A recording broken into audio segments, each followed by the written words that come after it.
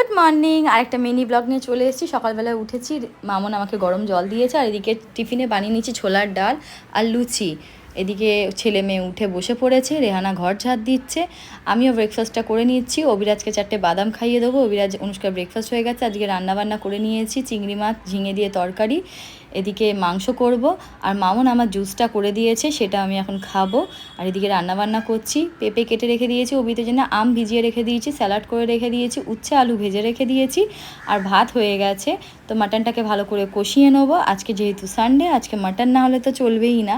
তারপরে অবিরাজ বায়না করলে একটু স্মাইলি খাবে, তো স্মাইলি ছিল, ভেজে দিলাম, আর মাটনটাও হয়ে গেছে। সব রান্নাবান্না কমপ্লিট।